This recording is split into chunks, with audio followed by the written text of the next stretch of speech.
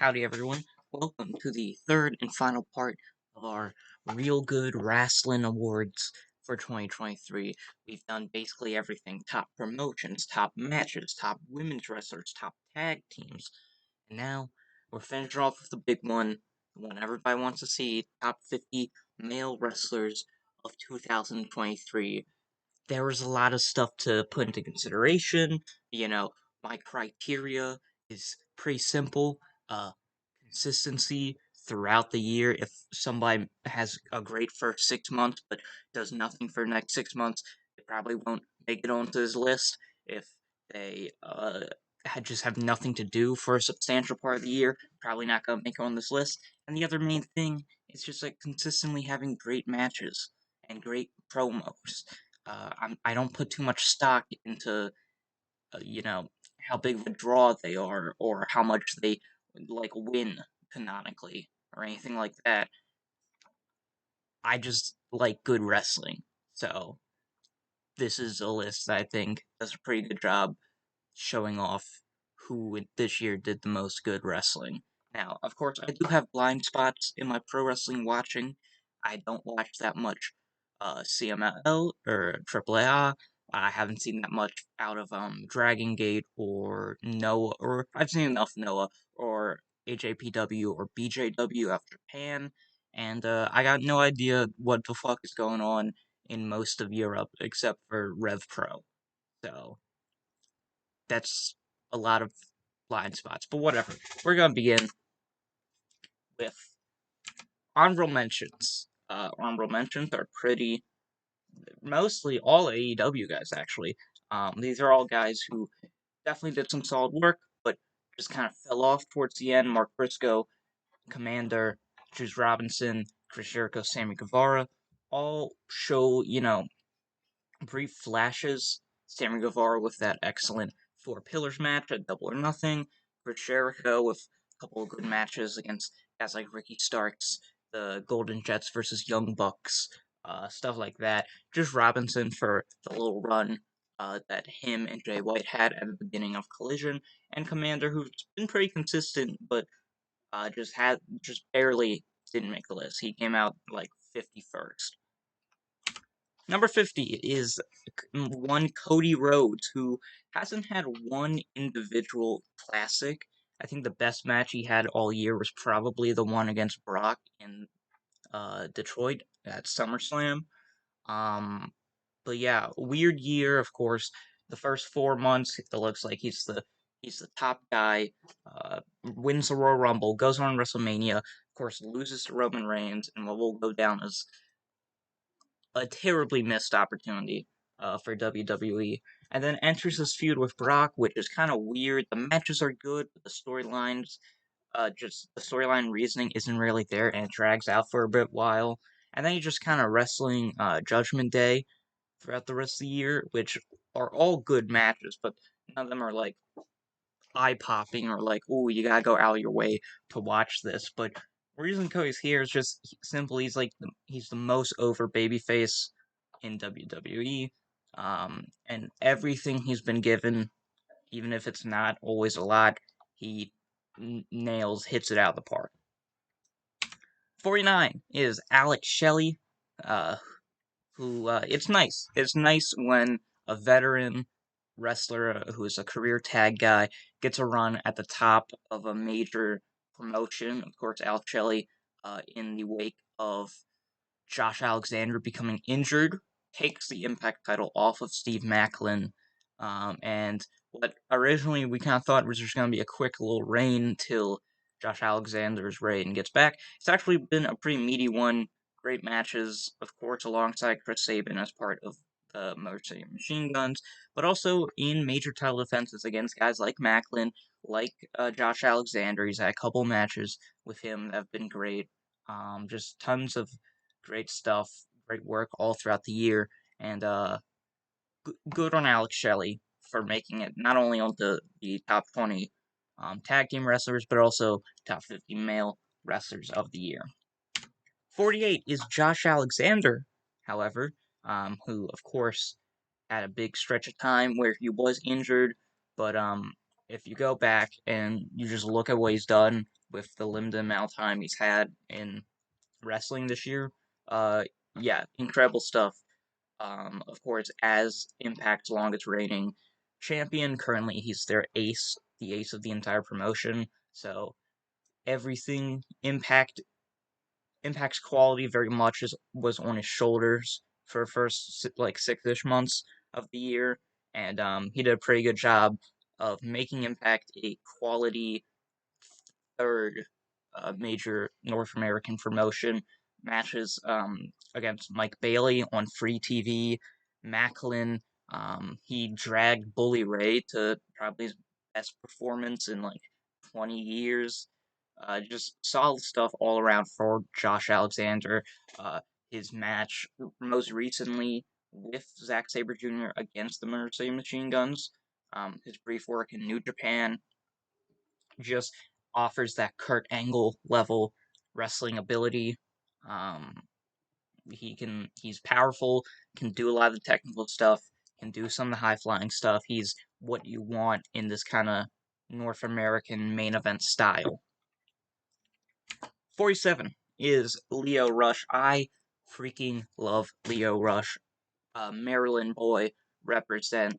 Um, this man has been not only one of the key highlights of the X division and Impact, but also the junior heavyweight division over in New Japan. He had a very strong run in the Best of the Super Juniors, with great matches against guys like Hiromu Takahashi, Mike Bailey. Who else was in that A block? TJP, guys like them. Yeah, he did great stuff there. And then, of course, in Impact, winning the X Division title, having a nice little run with good feats against like Sabin, and all that. The only thing that holds him back is, of course, the fact that he has been injured for the past couple months, or I think he's come back recently. But uh, yeah, so I think Lio Rush definitely easily will be one of Impact's highlights in 2024 when he gets healthy. And it's a shame because I did want to put him higher. 46, who was number 17 last year, is Penta. Penta is another guy where he's just the consistent mid card wrestler that AEW can rely on to put on a great match, whether it's with Death Triangle at the beginning of the year, with Ray Phoenix as part of Lucha Bros, um, filling in and being a great part of that amazing Stadium Stampede at AEW All In. Penta is the man and continues to prove why he's one of the most valuable um, members of the AEW roster. 45 is Katsuyori Shibata. This man, a couple years ago, his brain was bleeding, and he's out here still doing headbutts and getting his head kicked in and all these amazing stuff. Now officially a member of All Elite Wrestling. Of course, there was the Orange Cassidy match. His run with the RH Pure title has been a great way to kind of get him back to speed, um, focusing more on the technical style rather than trying to kill himself with headbutts and kicks. His run with the RH Pure title has been very fun. Matches with Wheeler Yuta and Daniel Garcia have all been great. His match at Forbidden Door for the international title with Zack Sabre Jr., Daniel Garcia, and Orange Cassidy was one of the highlights on one of the best shows of the year. And yeah, good year for the wrestler, who is second among the thousands New Japan Musketeers. We'll get to the other guy in a little bit. Number 44, down from number 14 last year, Daniel Garcia. This definitely felt like a filler year for Daniel. I think pretty much all of the Continental Classic falls outside of my uh, time frame for these rankings, so he doesn't get all the credit that he's been doing that he's deserved from his matches in the Continental Classic. But even before then, just getting over with limited screen time, with the dance. Uh, Last year they failed to. They built this guy up greatly, and they just kind of failed to pull the trigger on him. That is a damn shame because he has the charisma. If you've seen his backstage promos, he has the promo ability, definitely has the wrestling ability. It just feels like we're all waiting for Daniel Garcia to take that next big step, which hopefully will come in 2024. Number 43, Christian Cage, who's doing some of the best work of his entire career at age like 50 or whatever. Of course, the stuff with Jungle Boy and with Nick Wayne and Luchasaurus and most recently Edge has all been incredible. Just has his character down to a T. Knows exactly what to say to get the crowd booing him. Still putting on good matches, especially against guys like Darby Allin. A little disappointed with the match against Adam Copeland on Dynamite, but that's whatever. Uh, you're not Christian's not here because of his in-ring work. He's obviously here because of his character work and his promo abilities. Just wish he had a couple more, you know, great matches that could put him in the upper part of this list. But I mean, the man's old as dirt, and he's cracking the top 50. So I think um that's pretty good. Number 42 is the young man Kaito Kiyomiya, kind of the Daniel Garcia of Japan, because they have not successfully capitalized on this guy at all. Comes in and gets this amazing feud going with Okada. Takes a cocky shot at Okada and just gets his ass whooped. They have an amazing match in Noah at the Keiji Muto Last Love event. Then he goes back to Noah, and we don't see him till the G1, where he enters the A block. Not the block that Okada is. I don't know why you wouldn't want to run that match again. And he has very solid performances against, all the young guys that are in A block, like Shota, Yotsuji, Ren Narita, Hikuleo. Um, Barks this another great rivalry with Gabe Kidd where they just fucking hate each other and they just want to beat the shit out of each other and they bring the best out of each other. His best match of the year is probably the one against Sonata in the G1, though I think I ranked the Okada match a bit higher up. But gets snubbed from the A block. Said they go with Hikuleo, which is a choice. Um, God, that G1 climax was a good. It was a good tournament, but like they definitely fumbled a couple guys like Kaito, like Shota Umino. Um, 41, the guy who did not get got a lot of love in the G1 was El Phantasmo.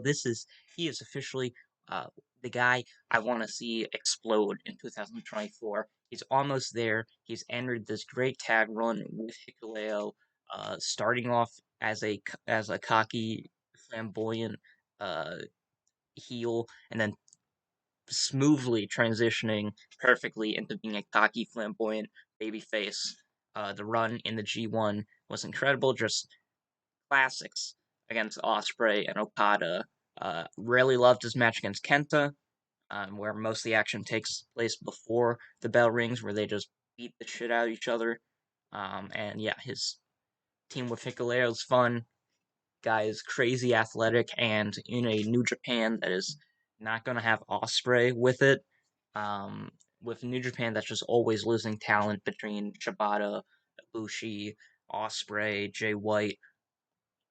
El Phantasmo is the guy I'm looking to break out into that like upper mid card level. Of course, he will be um, not tied down, but stuck kind of in the tag division for a little bit.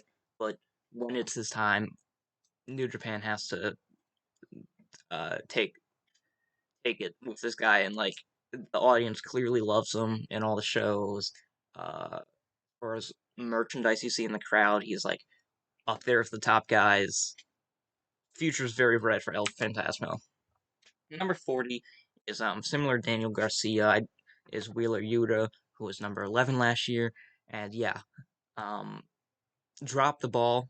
He's kind of just the fourth member of the Blackpool Combat Club, but because he's a member of the Blackpool Combat Club, he gets dragged into these amazing trios and tag matches. And he's also incredible, but like you, when your team has Jon Moxley, Claudio, and Bryan Danielson, it's kind of hard not to have great matches. Stuff with the ROH Pure title against Shibata has been fun. Um, and yeah, very solid work.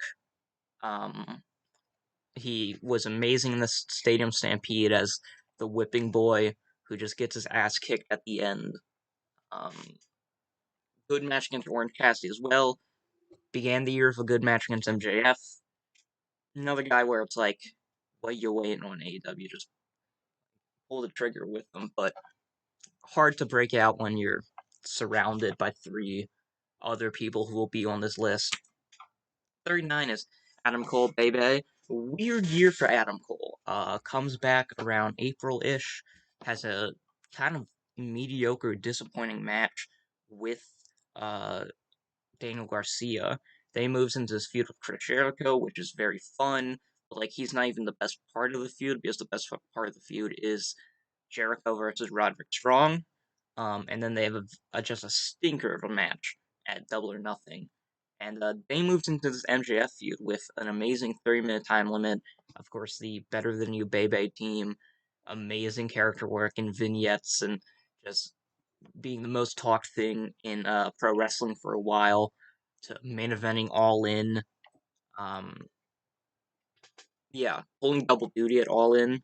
Guy had an incredible little stretch from like June to all to September, honestly. But then sadly, uh, gets injured in October, and we haven't seen anything of him since. And it kind of derailed the MJF story, which is very disappointing because there was a moment where Adam Cole was, you know, a top guy again, which he hasn't been since his NXT days. So yeah, hope Adam Cole gets better and we can somehow salvage this little storyline he's got going on. But for now, 39 is where he'll sit. 38 is Chad Gable, another guy who just kind of similar to Penta, where whatever you give at him, he'll hit out the ballpark. He's incredible. This has been his best year in wrestling, um, at least since his Alpha or American Alpha days. Of course, the Gunther feud is the main highlight. Like 3 or 4 incredible matches with him. Um, good stuff, good comedy stuff. Got his character over well. Is still one of the top runner ups to defeat Gunther eventually. Um, yeah, good work from Chad. Not enough truly great stuff to put him higher up in the year. This is what, 37, 38, 37, 36,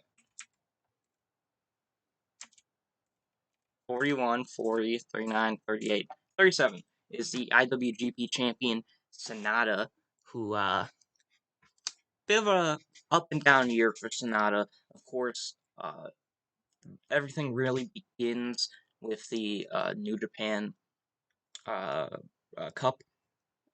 Has a great match with Taichi, beats Tetsuya Naito in the finals, joins Just Five Guys, completely reinventing himself, beating Okada in a great match, has a very good G1 run until it's ended by Evil, and then everything kind of starts to go off the rails around August with the Evil feud, which is just not good.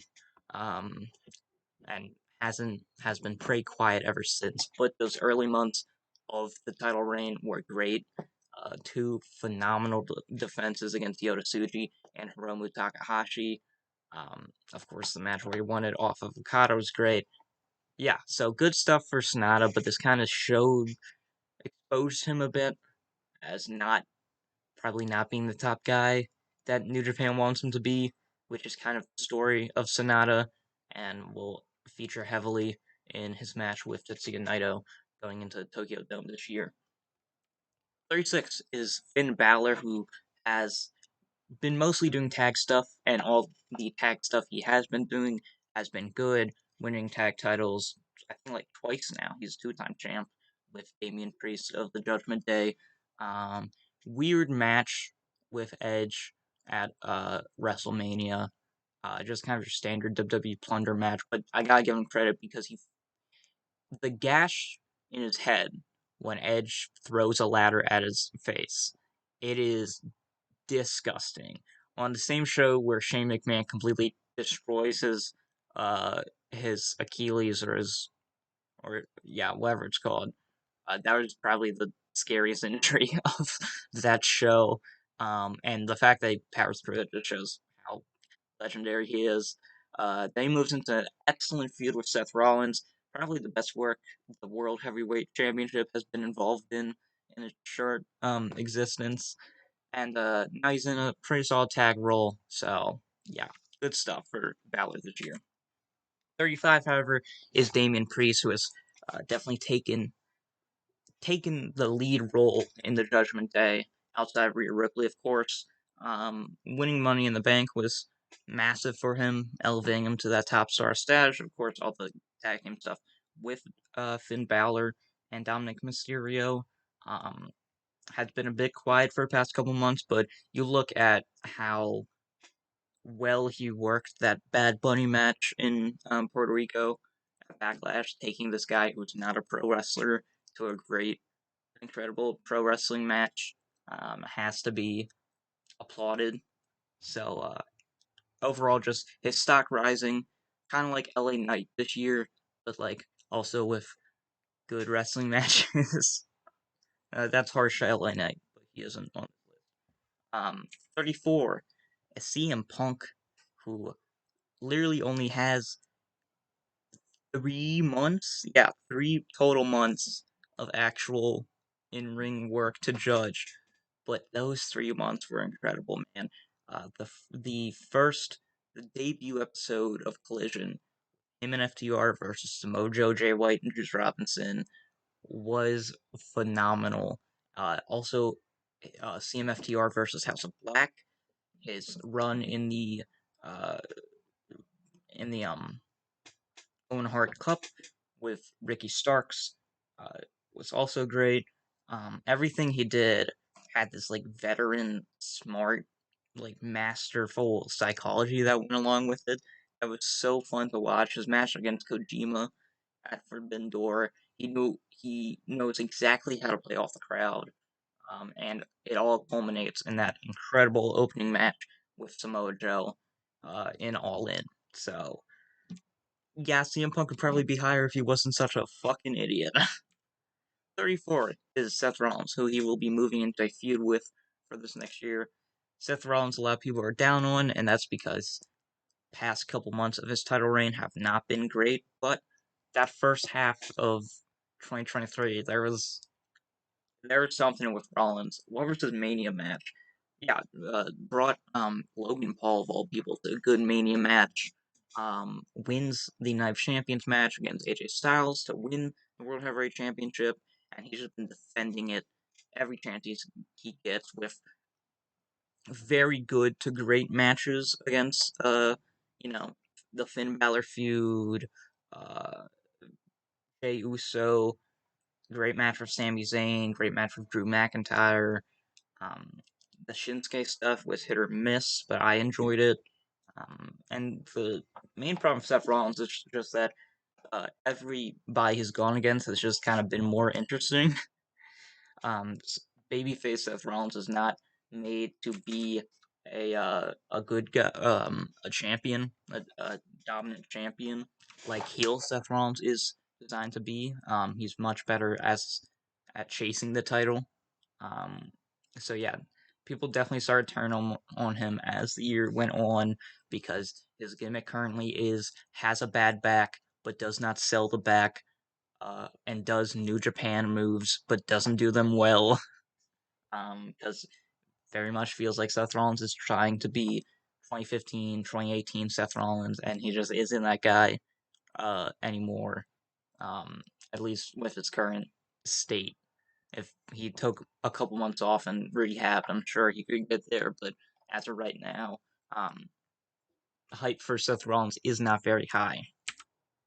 Hype that is very high for this man, 33, is Yota Tsuji, who debuted for New Japan back Pro Wrestling Dontaku, or maybe it was Genesis. I think it was Dontaku, and instantly has in his first match back from Excursion. This shows how much stock New Japan has in him. Already gets a title match against Sonata. Incredible match, and it's just been all just continuing that cycle. A good G1 run with the rest of the youngsters in the A block. A phenomenal match uh, with Will Ospreay for the U.S. Heavyweight title. I mean, Yotsuji is the fresh, new young blood that New Japan desperately needs at this moment, and out of the three new Musketeers, I think he's probably the it depends with Shota, but he's probably the most ready for a world title run out the three of them. 32 is the old man whose body is broken, who can barely move in the ring, but he still somehow has good to great matches. It is Hiroshi Tanahashi, who could realistically should be much higher or lower or farther back on the list, but I don't know, man. I just appreciate Tanahashi while we still have him. Um, he just still has the star power that you need out of him. His work in the trios division with Ishii and Okada has been really fun. His singles match against Okada, his tag match with Okada versus Bishamon, um, decent stuff in the G1, especially when he's going up against guys uh, he has a history with, like Naito, like Goto, even with guys he doesn't have a history with like Shane Hayes and Jeff Cobb, getting good matches out of them, and Zack Sabre Jr. Um, go Ace. That's all I have to say. 31 is El Hijo del Vikingo.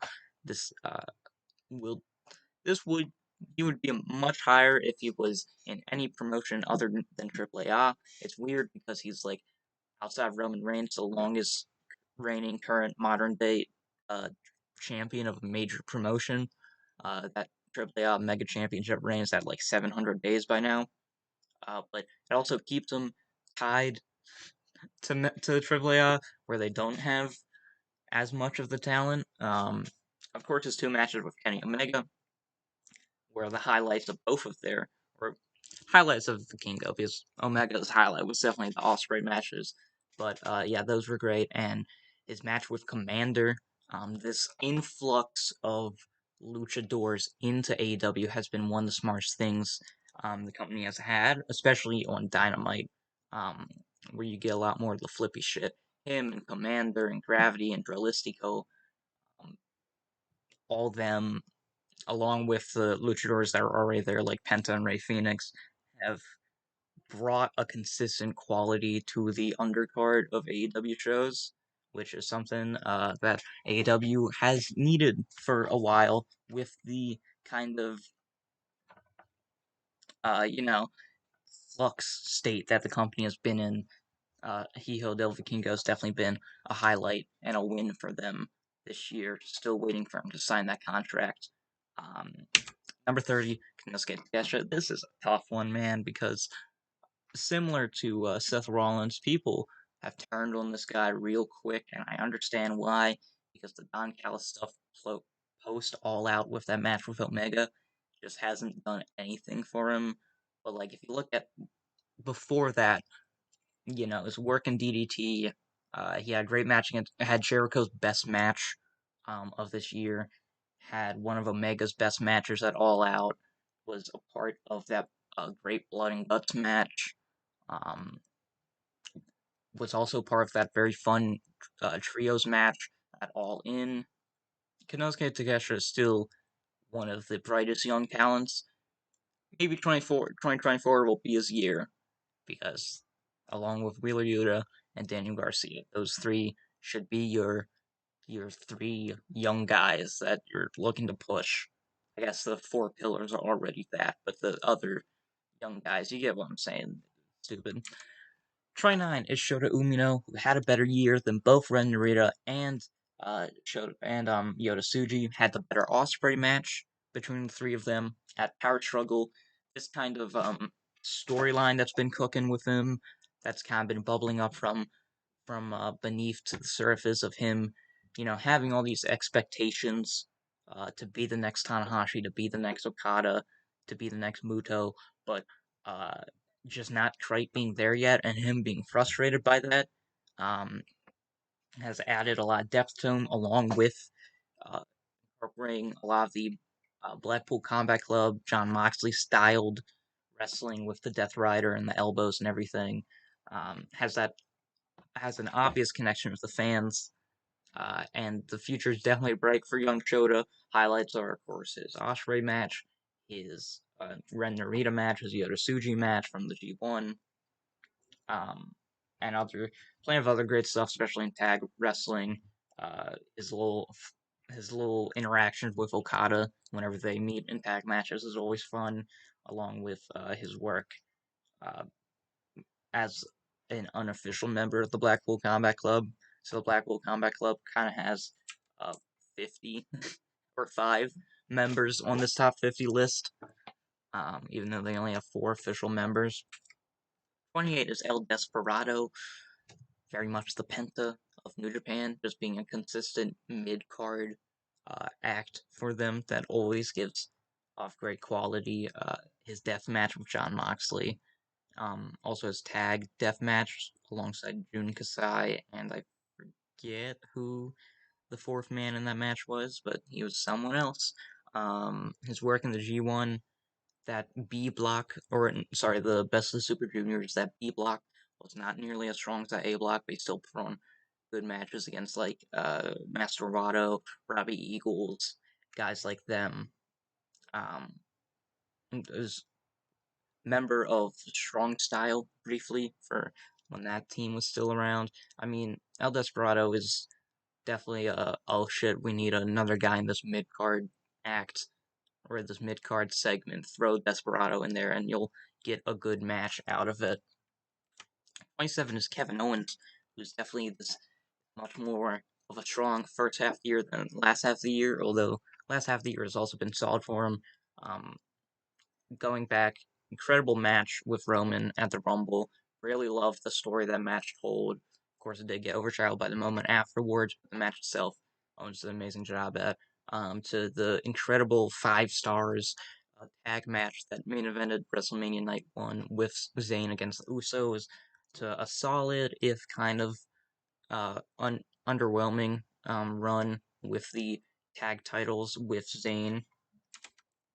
Um, and then split from Zayn and the movement to SmackDown has not been the best for him, mostly because SmackDown just doesn't have the wealth of talent that Raw has. Um, has been rough for Owens, but does mean that he gets to be the best part of SmackDown every week. So yeah, Kevin Owens still solid, great year for him. 26 has been Ilya Dragunov out of NXT, winning the NXT title. Of course, the main highlights are his matches against Carmelo Hayes, but I mean, I don't watch that much NXT, but every match I've seen of Ilya Dragunov is like 4 stars and above.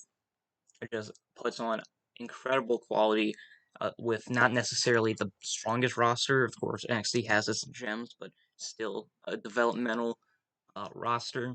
And yeah, Ilya Dragunov, it's like he's one of those guys where you look at it and it's like, what are you still doing in developmental, man? You gotta move up. 25 is the man who beat for the NXT title, which is Carmelo Hayes. These guys are kind of tied for the position. I put Melo slightly above because he has had a stronger first half of the year.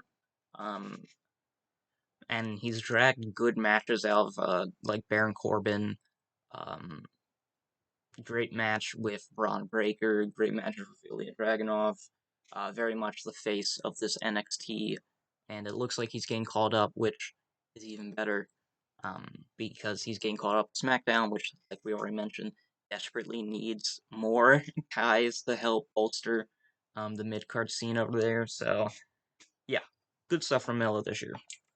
24 is the Switchblade Jay White, who started off in New Japan, which feels weird because it feels like he's been in AEW for over a year by now. But headlines the Tokyo Dome against Okada in a match that nobody remembers because Omega and Ospreay was before it, but it was still a good match.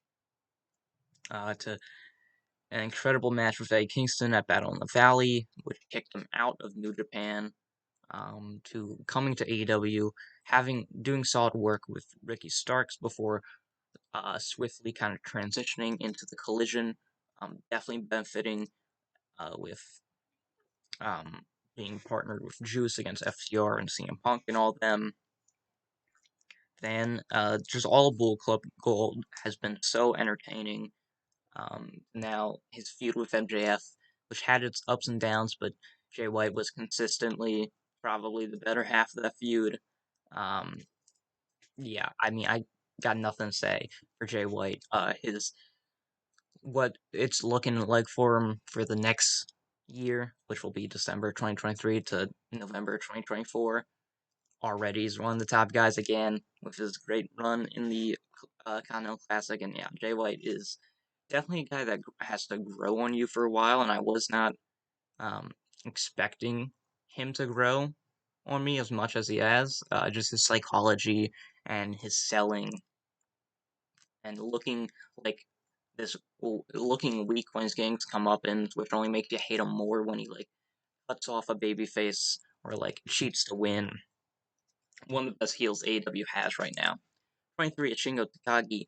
Yeah, he's a big guy who beats people up. He doesn't have any big feuds or big storylines for the year. He just does really good matches in that mid to upper mid card level. He's definitely New Japan definitely wants him to be in that Tanahashi Ishii role where it's like he's a mid card guy that everybody likes, but also you can beat him when you send him over to like AEW to do a crossover.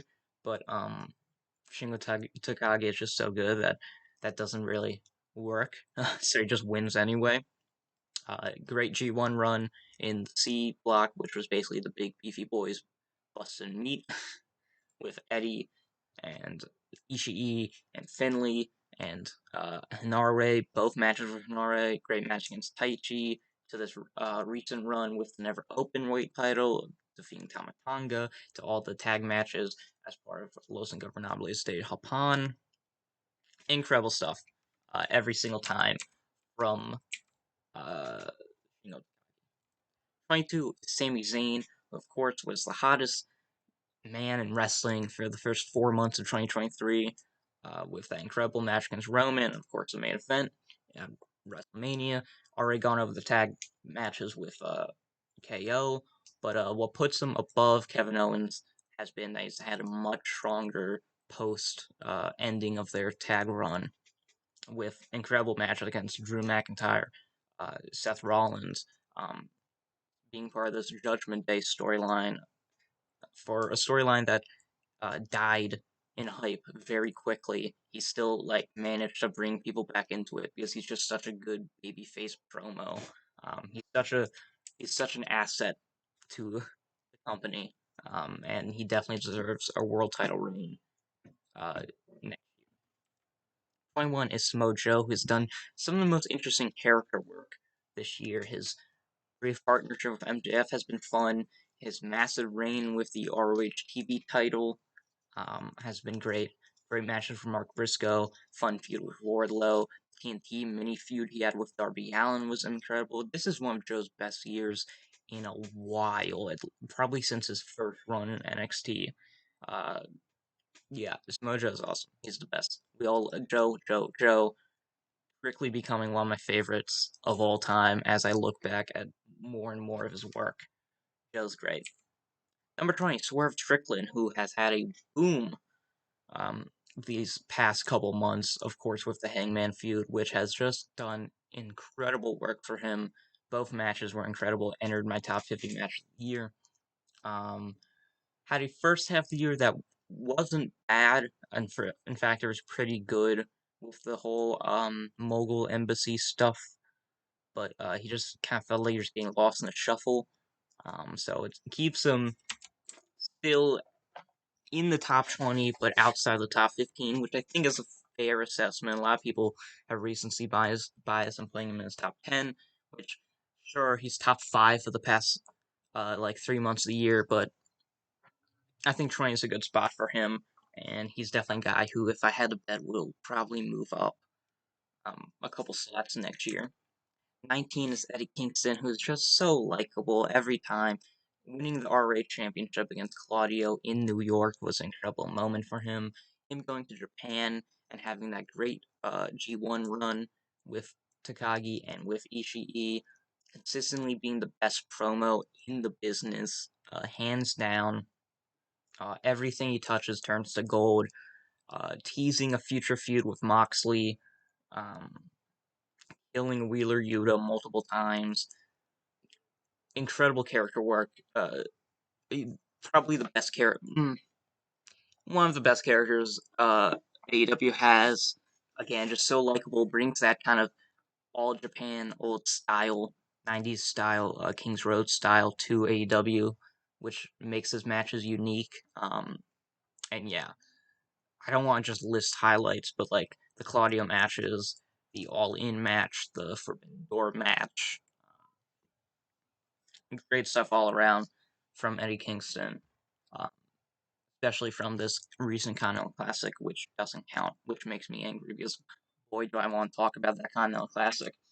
Number 18 is Hiromu Takahashi, best junior heavyweight in the world, besides one, but we'll get to him.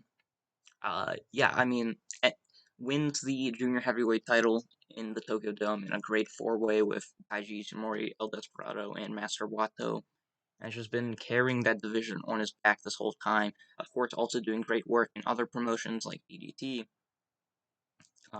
with that insane comedy match and his run with the Iron Man heavyweight title. Uh, but yeah, every Hiromu match just makes me appreciate him more. Of course, the Best Super Junior run is obviously great. His run in the Best of the Super Junior Tag League with Titan. Um, Wait, no, he wasn't in that. Oh shit, it was Bushi. Huh. Everyone always forgets about Bushi. But also moving up when he needs to into the heavyweight scene against Sonata. Roman Takahashi is my second favorite of Lij, and that's saying something because Lij also has Shingo Takagi in it, and also Yota Tsuji.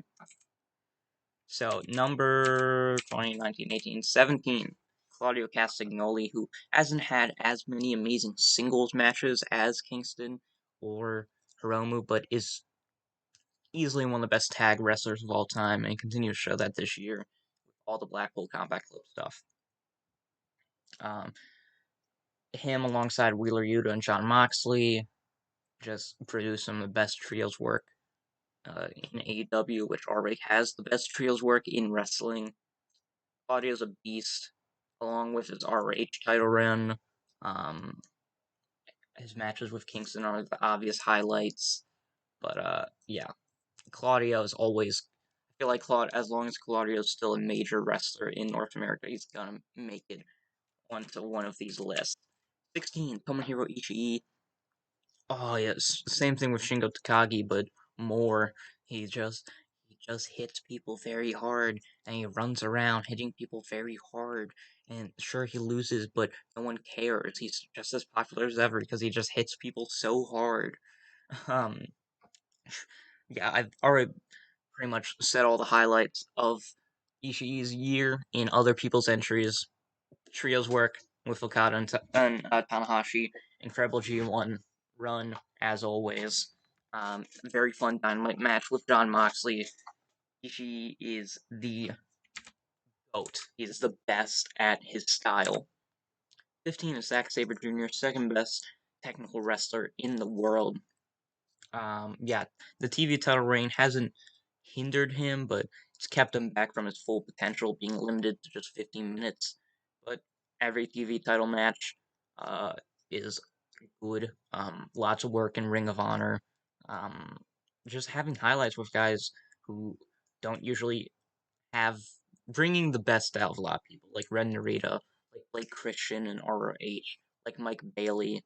Um, yeah, just like Jeff Cobb, giving Jeff Cobb his best work. Good match with Okada in the G1 quarterfinals. Zack Sabre Jr., and of course, the Bryan Danielson match. which was just a perfect technical wrestling master work.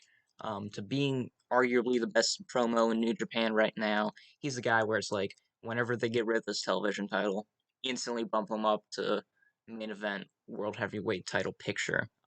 He's done a great job getting this TV title over because Zack Sabre Jr. in 15-minute bursts is incredible. Um,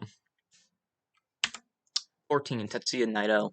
The just the storyline of him just scratching and clawing every chance he gets to try to get that to that Tokyo Dome main event, to just being in a random undercard 6-man tag, to being chosen to retire his idol Keiji Muto, to losing in the finals of the uh or maybe it was the semis, or maybe even the quarters, something like that, to Sonata in the New Japan Cup, so he doesn't get that title match, so he doesn't guarantee a slot in the G1, and then the G1, his last chance, drops a match against Jeff Cobb, drops a surprise match against Shane Hayes, but just scratches and claws himself, and then going up against a monster in Hikuleo, chopping him down, having a 5-star classic with Will Ospreay, just barely beating Will Ospreay when he's at the peak of his powers, to beating Okada, his rival, um, finally cementing his trip to Tokyo Dome, has been incredibly fun to watch, making him, giving him one of his best years in a very long while. 13, Darby Allin, who is just Darby, man. Incredible matches with Joe. Just his ability to throw his body is commendable. He's surpassed Jeff Hardy in this kind of punk rock style, hurt yourself pro wrestling style. Again, matches with Joe, matches with Christian, 4 pillar stuff. That 4 pillars feud only made only really did a good job making 2 guys look like main event stars, and that was MJF obviously and Darby Allin. Sammy Guevara and Jack Perry just do not stand up to those two, to the point where you can replace the other 2 pillars with like Ricky Starks, you know?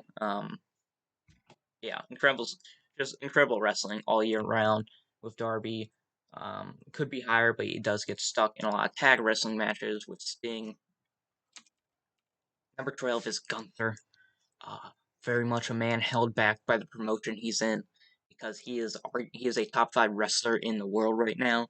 His body of work, while being incredible, just isn't enough to crack the top 10 for me. Sorry, but yeah, enters Intercontinental Champion, treble triple threat with Drew and Sheamus, just making this Intercontinental title feel almost too important.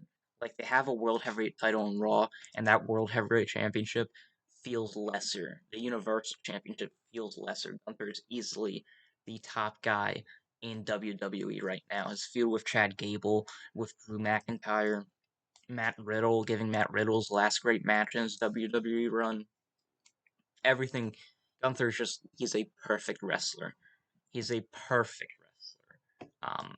R- r- just this monster who sells. Like he will make it look like he is going to get beaten, but he never does. Um, yeah, just that the natural evolution of the classic uh, pro wrestling style. Yeah, he's the best thing. Number 11, Kazuchika Okada.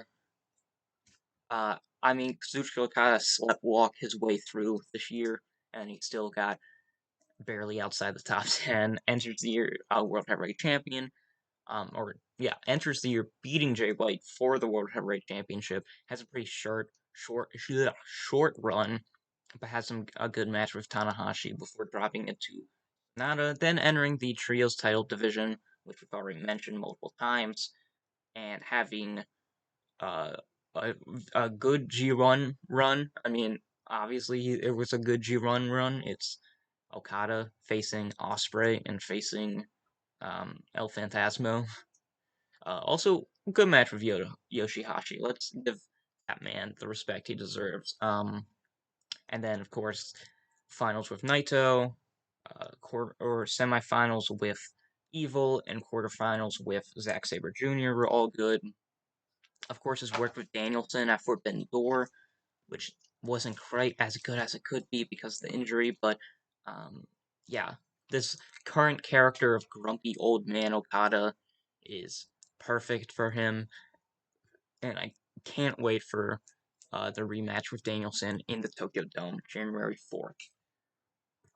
Number 10 is MJF. Obviously, he's going to bring in the amazing character work we all know him from.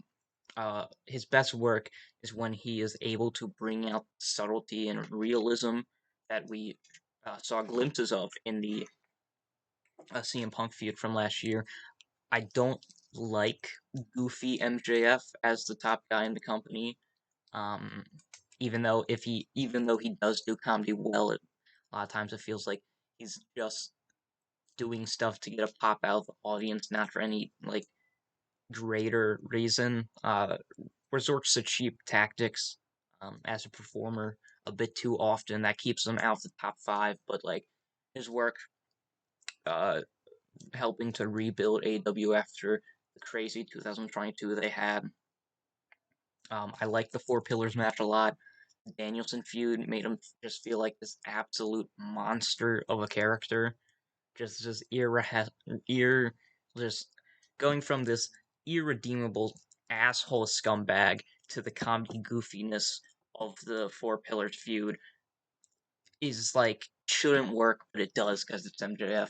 To slowly turning babyface with the Adam Cole storyline, becoming a much more vulnerable character, and then of course things kind of falling off with the Jay White feud. But I mean, every match he had was good to great. Konosuke Takeshita, Danielson, Four Pillars main event. Disappointing match with Tanahashi, but whatever. Yeah, incredible main event with Adam Cole, MJF.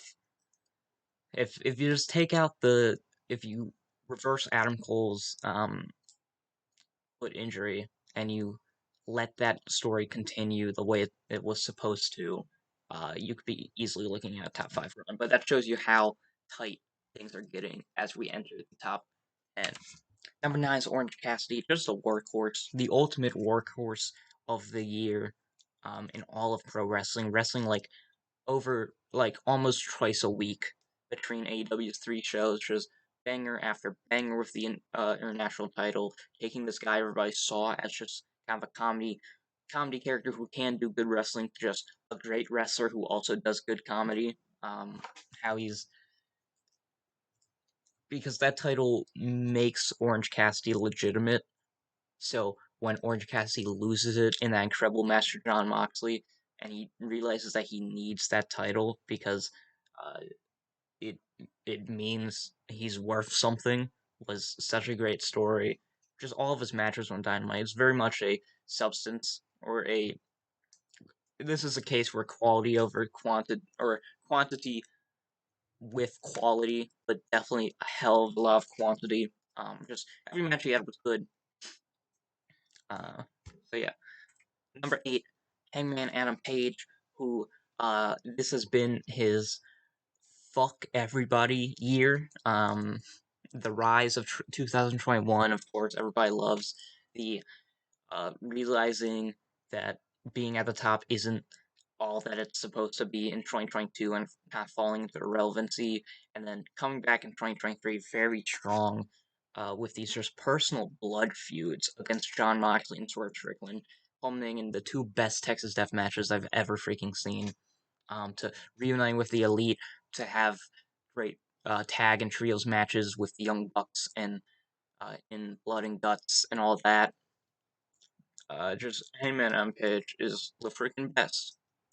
And another guy where everything you give him, if you give him a 30-second promo segment, it will be the best 30 seconds on the show. Um, so next up is number 7, Mike Bailey. I feel like I've gotten things wrong. I don't know what position. The positions aren't correct, I don't think, because I think MJF is supposed to be. Hold on one second. Hold on one second. Wait, let's just do this. Yeah, I don't know what's going on.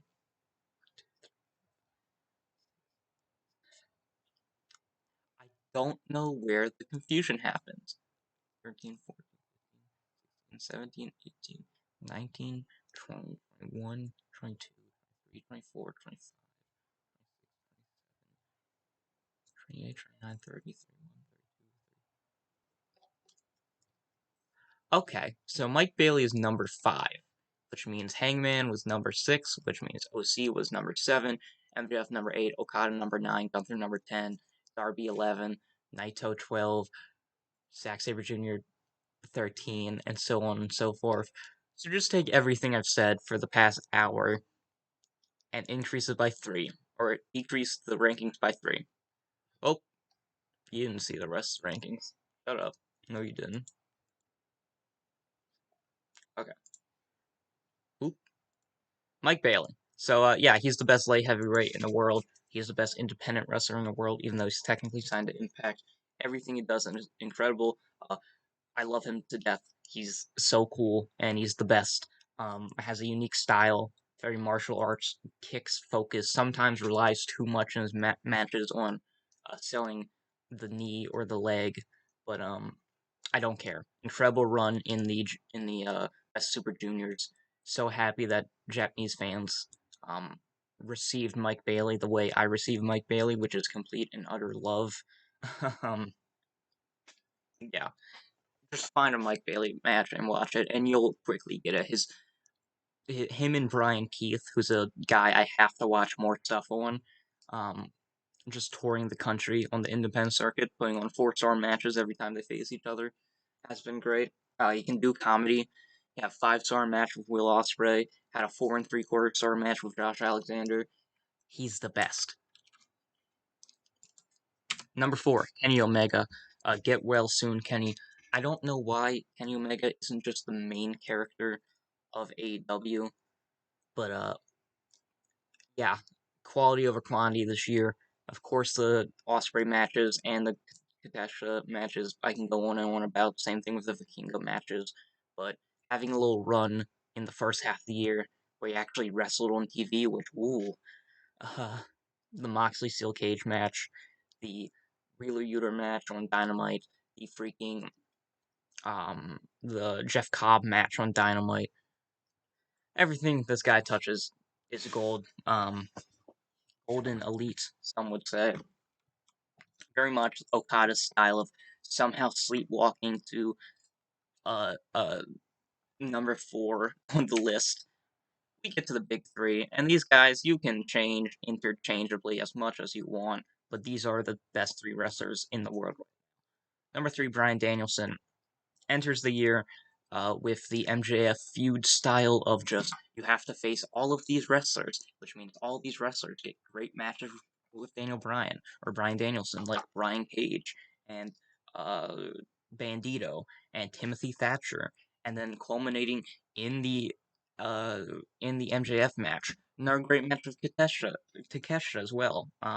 To leaving for a little bit, to coming back with the BCC, basically being a tag team guy for a couple months and having that match with Okada, breaks his arm, misses 2 pay-per-views for AEW, comes back in a 5-star strap match against Ricky Starks, and the 5-star match with Zack Sabre Jr., announcing this is his last year as a full-time wrestler. You know, if you take out those like total of like 3 months he wasn't wrestling, if you fill those in with even just a couple great matches, he would easily be a wrestler of the year. But the race at the top is so close. Number 2 is Jon Moxley. A lot of people aren't talking about Jon Moxley's 2023, which is weird because it's just as good, if not arguably better than his 2022, where everybody agreed he was the best. Um, Danielson collecting a silver and a bronze in the history of the Real Good Wrestling Awards. Moxley collecting a gold and a silver. Yeah, has had a better 2023 than his 2022. Even with the incredible world title reign he had. The Hangman Adam Page feud is probably my favorite of his work ever. His match with Kenny Omega, they always put on incredible matches. The little hints of a story coming up with A Kingston, his work in Japan against like Great-O-Khan, guys you wouldn't think Mox would don't scream great matches, but like Desperado and Great-O-Khan, great matches with them. To perfectly towing the line between babyface and heel, being a babyface when he needs to, heel when he needs to, but always being the same character, if that makes sense. Uh, great, yeah, or that incredible 10-man tag at Forbidden Door. What else has he done? Has it been a quiet? Oh, the OC feud, obviously. Incredible work. Just, Moxley is the fucking man. And, probably, he's called the ace of the world. He's calling himself the ace of the universe for a reason. Ace of the world. I don't know which. We all know the true ace is Tanahashi, but whatever. And number one, it's Ospreay. Obviously, it's Ospreay. Having the arguably the best match of the year in, let's count them, North America with the Omega match, uh, and the Mike Bailey match. Um, I think those are the only two 5-star matches he had in North America, probably. But then in Europe, with the incredible Shingo Takagi match, the incredible Zack Sabre Jr. match, to Japan with, again, the Omega match, having the best match in pretty much every promotion you step foot in, best match for Rev Pro, best match for Noah with the Marufuji match, best match in New Japan with the Omega match, best match in AEW with the Omega match, the best match Impact has ever had with the Mike Bailey match. That's 5 major promotions right there where he's just, casually had the best match of the year. Uh, yeah, Kenny Omega is the fucking best. He had like 10 5-star matches this year. 5-star match award means nothing because of him. He's completely crashed the star rating economy for me. So yeah, and now he's entering AEW, where he can face guys like Bryan Danielson and Short Strickland and Adam Page. So I won't be surprised if he ends up here next year. Yeah, obviously, there goes the Real Good Wrestling Awards. Ospreay is the GOAT. You know he was gonna be on. you know he was gonna be on the top. Underrated is his promo ability as well. Like, there's nothing left I can say about him. He's just the best. Pro wrestling this year has been the best. Looking forward to doing this all over again next year with 3 more hour-long videos.